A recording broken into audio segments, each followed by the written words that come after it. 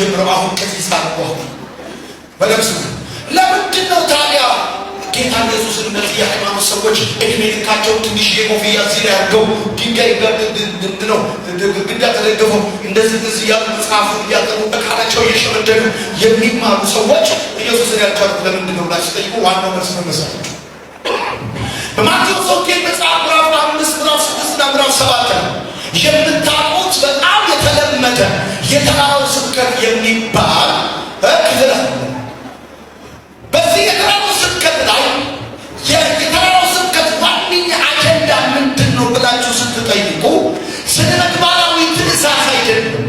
የተራራው ስብከት ዋነኛ አጀንዳ ስነ ምግባራዊ ትእዛዝ ሳይሆን በደንብ አድርጋችሁ ስሙኝ።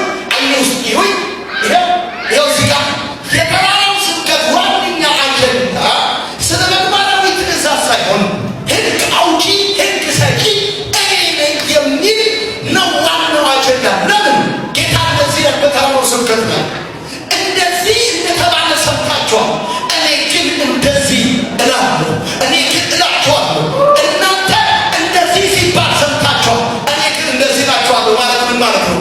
ሕጉን ማጥበቅም ሕጉን ማለትም የሚችለው የሕጉ ባለቤት በሕጉ ላይ ስልጣን ያለው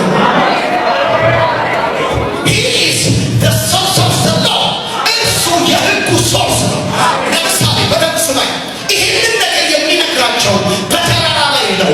ጌታ ኢየሱስ ይህን ተራራ ላይ ወስዶ የነገረበት ምክንያት ዘጸአት መጽሐፍ ምዕራፍ 19 ከቁጥር 16 ጀምሮ ሕጉን የሰጣቸው በተራራ ጫፍ ላይ እግዚአብሔር አምላክ በታላቅ ክብር ቆሞ ነው። ማቴዎስ መጽሐፍ ምዕራፍ 5 ላይ እያላቸው ያለው እኔ በዘጸአት መጽሐፍ ለአባቶቻችሁ ሕጉን የሰጠሁት እግዚአብሔር ነው። አሁን ብድግ ብዬ በቴሌቪዥን በማርሴል ቴሌቪዥን የጉምሩክን ሕግ በተመለከተ ጉምሩክ እንዲህ ሲል ሰምታችኋል፣ እኔ ግን እንዲህ እላለሁ ብዬ ብል ኧረ እባክህ ነው የምትሉት።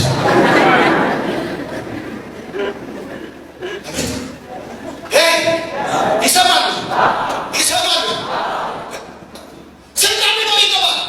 ከዚህ በፊት እንዲህ እንደተባለ ሰምታችኋል፣ አሁን ግን እንዲህ እላችኋል ለማለት you have to be the source of the law የሕጉ ሶርስ ባለቤት አውቶሪቲ ሊኖር ይገባል። እንደዚህ ነው ያሏቸው።